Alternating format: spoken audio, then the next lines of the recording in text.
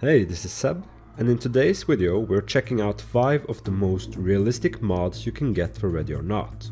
After Ready or Not had its Adam update, the game is in my opinion in a very good state. There are a lot of great maps and challenges as well as mod integration directly into the game with mod.io. Mod integration is important because it lets us customize how we like to play the game. And many of us likes to push the game towards a more realistic experience. So without further ado, here are some of my recommended mods for better realism in Ready or Not.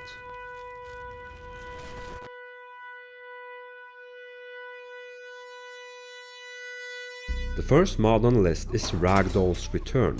With the Adam update, Void Interactive introduced death animations for hits to different body parts. But the creator of this mod saw a flaw.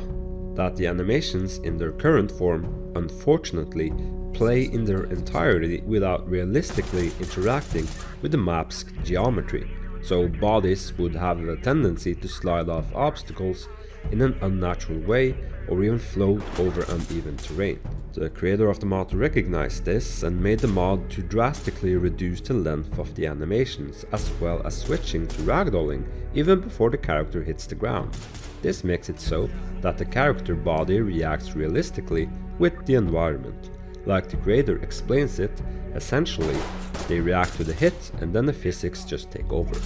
The creator has tried to tune almost every animation to make everything seem as seamless as possible. Furthermore, the active ragdolls for incapacitation will take over almost immediately, which often results in a seamless transition from hit reaction to fall to finally injured movement on the ground. It's all now 100% dynamic.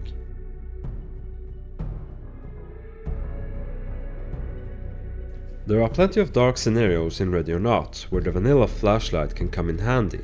But the vanilla flashlight is often too bright or doesn't really simulate lighting all that well. This is where the Surefire flashlight mod by Holliday comes in. This mod changes the vanilla light beam to make it more realistic. This mod tries to stay accurate to how real life Surefire scout lights actually looks like. The mod does this by replicating the lumen values for each light from 500 all the way up to 1500 lumen. This gives players more choice when it comes to their flashlights. You simply place the lumen value you like into the pack folder and then you're ready to go. Make sure you also get the optional files for the light itself if you want it.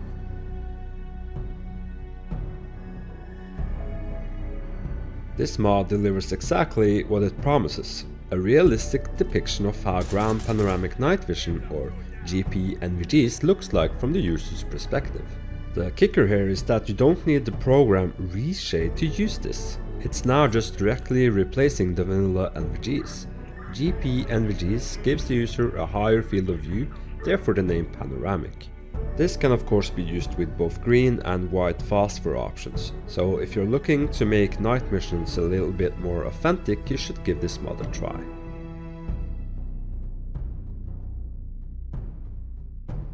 Rico's Immersive Talk revamps the original talk audio lines with real-life dispatcher voices. Copy. This makes it so that whenever you report specific things in-game, a real voice line is played back. Looks like 2 more ambulances routine.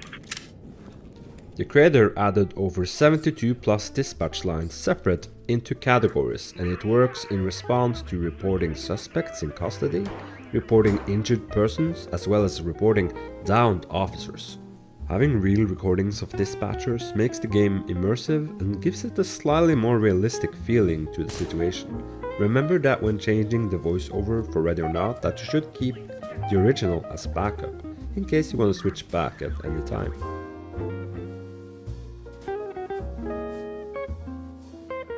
There are times when you want to play Ready or Not in a more immersive way, and with this final mod it enables you to tap the shoulder of your teammate.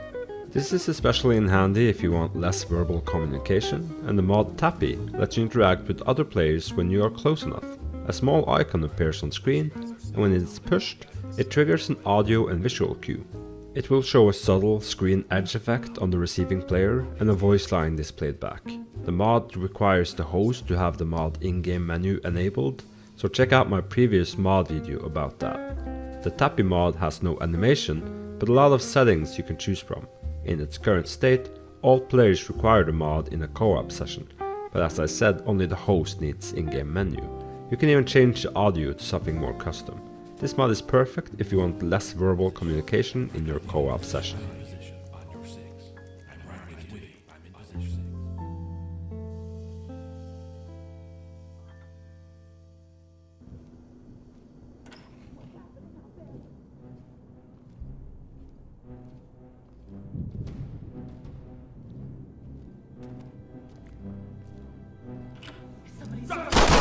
Drop the weapon now!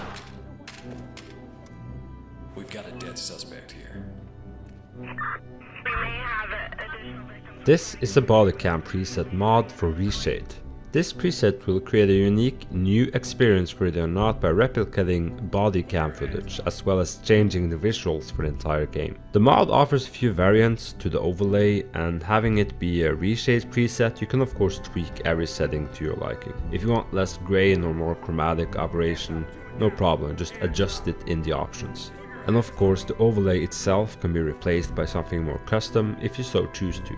The reason this mod is included is that it can really help immerse the player in the world of Ready or Not, and by accurately replicating body cam footage, it deserves at least an honorable mention in the list. This concludes this issue of Top Realistic Mods for Ready or Not. If you liked this video, make sure to leave a subscribe and follow me on social media. All the information is in the description below. And of course you can find a link to all of the mods mentioned in this video there as well. That is all from me to you, stay safe.